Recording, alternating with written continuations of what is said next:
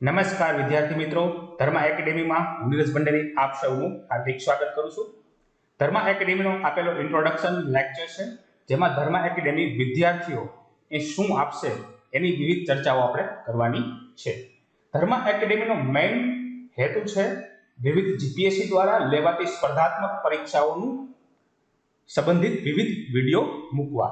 તો અહીં સૌપ્રથમ આપણે એનાલિસિસ કરીએ કે ધર્મા એકેડેમી આપણને એટલે કે વિદ્યાર્થીઓને કેવા કેવા પ્રકારના લેક્ચર્સ પ્રોવાઈડ કરશે. તો અહીં ઘણા બધા બોક્સ આપેલા છે, જેમાં માઇક્રો પ્લાનિંગ કરેલું છે અને એનું અહીં આપણે એનાલિસિસ મૂકેલું છે કે ગુજરાતના વિવિધ સબ્જેક્ટમાં કેટલા માર્ક્સનું વિવિધ પરીક્ષાઓમાં પૂછાય છે. તો પહેલી જ વાત કરીએ હિસ્ટ્રીની. તો ગુજરાતના હિસ્ટ્રી વિશે તમે જોઈ શકો છો કે અહીં 10 માર્કનું પોલીસ ઇન્સ્પેક્ટરમાં ક્વેશ્ચન પૂછાણો છે. ત્યારબાદ ચીફ ઓફિસરમાં 2019માં 5 માર્ક્સનો. તો એવી રીતે તમે જોશો તો આપને એક વસ્તુનો ખ્યાલ આવે કે હિસ્ટ્રીમાં સૌથી ઓછું ગુજરાતમાંથી પૂછાય છે. આ બોક્સ છે ગુજરાત પર્સપેક્ટિવથી બનાવેલા છે, એટલે કે હાર્ડલી 1 થી 2 ક્વેશ્ચન પૂછવામાં આવે છે. હવે આ ક્વેશ્ચન કેવા હોય છે તો આપણે જોઈએ તો કે ગુજરાતના સોલંકી વંશના સત્તાકાળ દરમિયાન રાજકીય અને સાંસ્કૃતિક ક્ષેત્રે સુવર્ણ યુગ પ્રવર્ત્યો હતો, ચર્ચા કરો. તો આ પ્રકારે ક્વેશ્ચન પૂછાય છે હિસ્ટ્રીમાંથી. હવે આ પ્રશ્ન શું કામ પૂછ્યો તો કે ગુજરાતના ઇતિહાસની ચર્ચા કરીએ તો એમાં સૌથી મહત્વનો કોઈ યુગ હોય તો કયો છે યુગ? સોલંકી યુગ. બરાબર. તો સોલંકી વંશમાં આ ખૂબ જ મહત્વનો ટોપિક હતો, એમાંથી ક્વેશ્ચન પૂછાઈ ગયો. ત્યારબાદ આવો પણ ક્વેશ્ચન પૂછી શકે.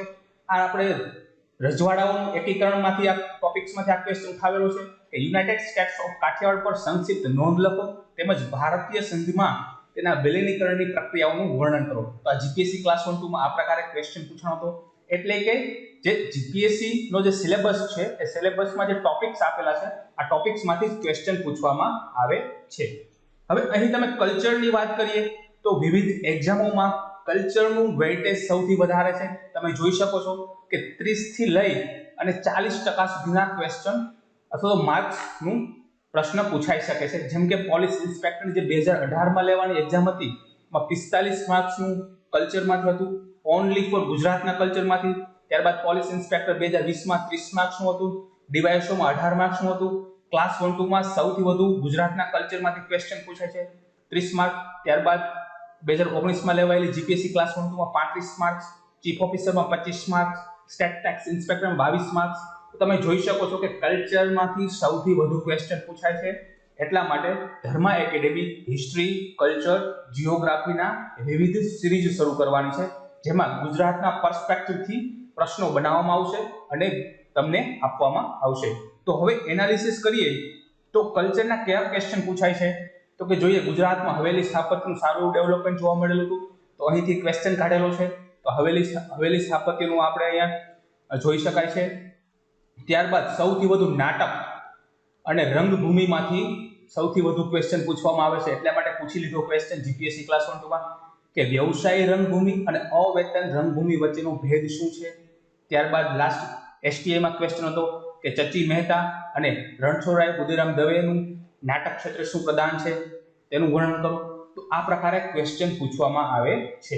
એટલે કે અહીં આપણે કલ્ચરની પણ આપણે એક સિરીઝ શરૂ કરશું, જેમાં વિવિધ બુકમાંથી આપણે સારા એવા મેન્સના ક્વેશ્ચન બને અને એના આઈડિયલ આન્સર શું હોઈ શકે એના આપણે વિડિયો લેક્ચર ધર્મા એકેડેમી પ્રોવાઈડ કરશે. બરોબર. ત્યારબાદ આપણે વાત કરીએ જીઓગ્રાફીની. તો જીઓગ્રાફીના ક્વેશ્ચન હજુ ઓછા પૂછાય છે ગુજરાતમાંથી. બરોબર. ખાસ કરીને જે પોલીસ ઇન્સ્પેક્ટરમાં મેક્સિમમ 20 માર્કનો પ્રશ્ન પૂછાણા હતા. આ ઉપરાંત એકાઉન્ટ ઓફિસરમાં પણ 18 માર્કના હતા. તો અહીં તમને એક એનાલિસિસ આપેલું છે કે કયા સબ્જેક્ટમાંથી કેટલા પ્રશ્ન પૂછાય છે.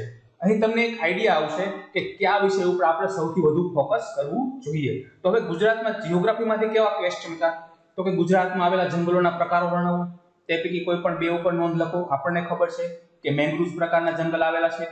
બરોબર. ત્યારબાદ આપણે નિત્ય લીલા પર્ણવાળા જંગલો પણ આપણે અમુક વિસ્તારમાં જોવા મળે છે, ડાંગ ને એ વિસ્તારમાં. તો આ 4 થી 5 પ્રકારના જંગલો છે, તેમાંથી કોઈ પણ 2નું વર્ણન કરવાનું હતું. તો આવા ક્વેશ્ચન પણ પૂછાઈ શકે. આ ઉપરાંત ગુજરાતમાં ડેરી વિકાસની મુખ્ય લાક્ષણિકતાઓ કઈ છે, ગુજરાતના દુધાળ પશુઓની ઓલાદો કઈ છે, તો આવા ક્વેશ્ચન પણ પૂછાય છે. હજી ઘણા બધા ક્વેશ્ચનની સંભાવનાઓ છે, એના આપણે વિડિયો મૂકશું. જેમ કે કાઠિયાવાડ એટલે કે જે સૌરાષ્ટ્રનો વિસ્તાર છે એના કરતા ઉત્તર ગુજરાત અને જે તળ ગુજરાતવાળા વિસ્તારમાં ડેરી ક્ષેત્રનો સૌથી વધુ વિકાસ થયો છે. શા માટે ચર્ચા કરો, આવા ક્વેશ્ચન પણ પૂછાવાની સંભાવનાઓ છે. એટલે અહીં પર્સપેક્ટિવથી અમે પ્રશ્નો એક લેક્ચર સ્વરૂપે મૂકશું. ત્યારબાદ ઇકોનોમીનું એનાલિસિસ કરી તો ગુજરાતના ઇકોનોમી સેક્ટરમાંથી કેવા ક્વેશ્ચન પૂછાય છે, તો કે જોઈ શકાય છે કે પોલીસ ઇન્સ્પેક્ટરમાં સૌથી વધુ 30 માર્કનું પ્રશ્ન પૂછાયા હતા ઇકોનોમિક સેક્ટરમાંથી. ત્યારબાદ એકાઉન્ટ ઓફિસરમાં 30 માર્કનું પ્રશ્ન પૂછેલા હતા. ત્યારબાદ સ્ટેટ ટેક્સ ઇન્સ્પેક્ટરમાં 14 માર્ક્સનું હતું ઇકોનોમિક ક્ષેત્રમાંથી. એટલે આ બોક્સ ફક્ત ગુજરાતના સબ્જેક્ટને ધ્યાનમાં લઈને બનાવવામાં આવેલા છે. એટલે આપણને ખબર પડે છે કે ગુજરાતમાં વિવિધ વિષયોમાંથી કેવા કેવા પ્રશ્નો પૂછાય છે. જેમ કે ઇકોનોમિક્સની વાત કરી તો એવો પ્રશ્ન પૂછ્યો હતો પીએમાં કે ગુજરાતમાં જેન્ડર બજેટ ક્યારે રજૂ કરવામાં આવ્યું અને છેલ્લા 5 વર્ષમાં આ જેન્ડર બજેટની મુખ્ય વિશેષતાઓ કઈ કઈ છે, બરોબર. તો આવો ક્વેશ્ચન પણ પૂછેલો હતો. આ ઉપરાંત ઇકોનોમિક સેક્ટરમાંથી ખૂબ જ મહત્વનો ક્વેશ્ચન હતો સહકારી આંદોલન ગુજરાતમાં કેવા હતા અને તેની સામાજિક અને આર્થિક બાબતો ઉપર થયેલી અસરો સમજાવો. હવે આપણને પહેલા તો એ ખબર હોવી જોઈએ કે સહકારી આંદોલન એટલે ક્યાં તો કે ડેરી સેક્ટરમાં, બેન્કિંગ સેક્ટરમાં, સુગર ઇન્ડસ્ટ્રીમાં, બરોબર, પછી કોઓપરેટિવ બેંકમાં, આ બધા વસ્તુ સહકારી આંદોલન દર્શાવે છે. તો એની ગુજરાતમાં સામાજિક અને આર્થિક બાબતો ઉપર થયેલી અસરો સમજાવો. તો આવા એનાલિસિસ વાળાઓ ક્વેશ્ચન પૂછવામાં આવે છે. આવા એનાલિસિસ વાળા ક્વેશ્ચનના અમે વિડિયો પણ મૂકશું અને તમને મટીરીયલ પણ પ્રોવાઈડ કરશું. ત્યારબાદ પબ્લિક એડમિનિસ્ટ્રેશનની વાત કરીએ તો તેમાંથી પણ 1 થી 2 ક્વેશ્ચન દર એક્ઝામમાં પૂછાય છે. જેમ કે વાત કરીએ તો કે પોલીસ ઇન્સ્પેક્ટરમાં 20 માર્કનું પબેટમાંથી હતું. પબેટ એટલે કે જાહેર વહીવટ, બરોબર. ચીફ ઓફિસરમાં 10 માર્ક્સનું હતું. એટલે કે હાર્ડલી 1 થી 2 ક્વેશ્ચન પૂછાય છે. હવે આનો એરિયો ખૂબ સીમિત છે. એક ગુજરાત જાહેર સેવા અધિનિયમ હોય, પછી આરટીઆઈ હોય, પછી નાગરિક સેવા અધિકાર પત્ર હોય, આવા એરિયામાંથી મેક્સિમમ ક્વેશ્ચન પૂછાય છે. આ ઉપરાંત ઈ ગવર્નન્સના મુદ્દામાંથી મેક્સિમમ ક્વેશ્ચન પૂછાય છે.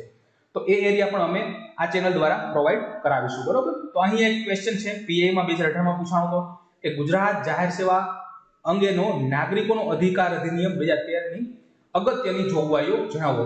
આ ઉપરાંત લાસ્ટ પીએમાં પણ હતો કે ગુજરાત જાહેર સેવા અધિનિયમ છે તેમાં નાગરિકોના અધિકારો વિશે ચર્ચા કરો, નાગરિકોના અધિકારો વિશેની માહિતી આપો. તો આવા વિવિધ એંગલના ક્વેશ્ચનો પૂછાય છે. આ ઉપરાંત ગુજરાતના કરંટ અફેરની વાત કરીએ તો એ મુખ્ય રીતે પાક્ષિકમાંથી પૂછાતું હોય છે. જેમ કે પોલીસ ઇન્સ્પેક્ટરનું માં 15 માર્કનું ગુજરાતનું કરંટ હતું, એકાઉન્ટ ઓફિસરમાં 20 માર્કનું હતું, જીપીએસસી ક્લાસ 1 માં 25 માર્ક્સનું હતું.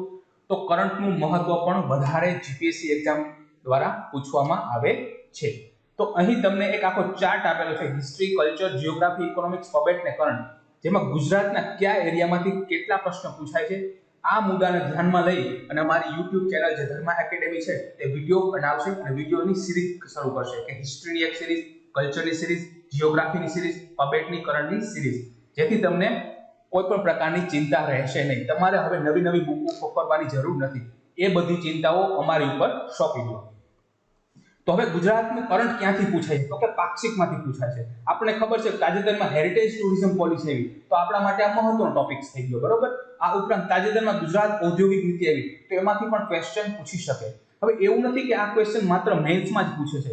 ઘણી વખત ગુજરાતી કે ઇંગ્લિશનું જે લેંગ્વેજનું પેપર આવે તેમાં પણ પૂછી શકે છે.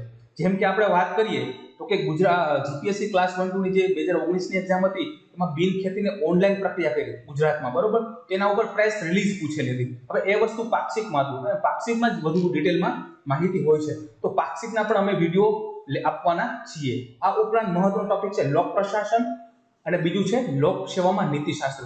ખૂબ જ નાના ટોપિક છે પણ વિદ્યાર્થીઓને સૌથી વધુ મૂંઝવે છે. તો આ લોક પ્રશાસન અને લોક નીતિશાસ્ત્રના હાર્ડલી 10 થી 12 ટોપિક છે. એના કઈ રીતના ક્વેશ્ચન પૂછાય છે એના અમે પણ વિડિયો આપશું, બરોબર.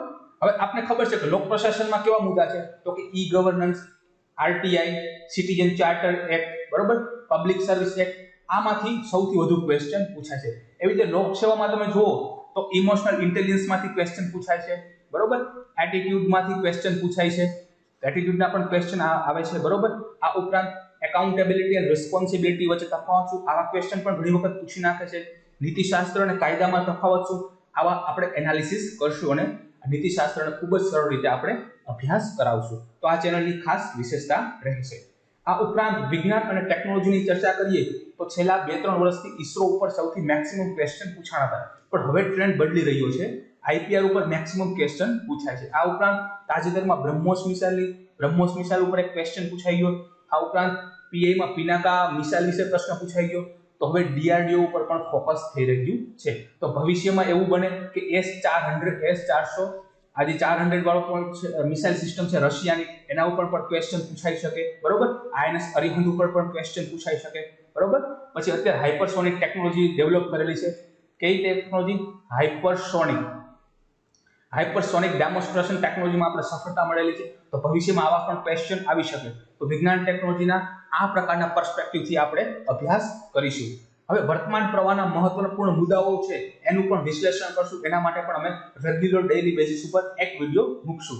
આ ઉપરાંત મુખ્ય પરીક્ષાના જવાબ લેખનનો નિયમિત અભ્યાસ થાય.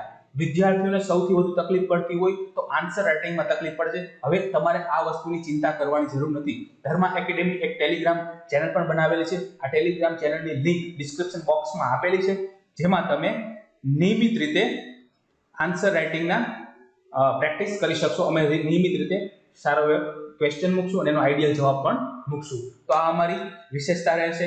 આ ઉપરાંત તમારે કોઈ કોન્ટેક્ટ કરવો હોય તો સજેશન, ક્વેરી કે ડાઉટ્સ તમે અમારા વિવિધ પ્લેટફોર્મ ઉપર ફોલો કરી શકો, જેમ કે ટેલિગ્રામ, ઇન્સ્ટાગ્રામ, ફેસબુક અને મેલ પણ કરી શકો છો. અમને આશા છે કે અમારી આ ચેનલ ભવિષ્યમાં ખૂબ સફળ થવાની છે. વિદ્યાર્થીઓની જે મહેનત છે એમાં પણ નવા રંગ જોડવાની છે, બરોબર. અને અમે બનતા પ્રયાસો કરશું અને અમારી તમામ લેક્ચરની PDF ટેલિગ્રામ ચેનલ ઉપર ધર્મા એકેડેમી ઉપર ઉપલબ્ધ થશે. હું આશા રાખું છું કે તમને આ ચેનલ ખૂબ જ મદદ થવાની છે. આભાર.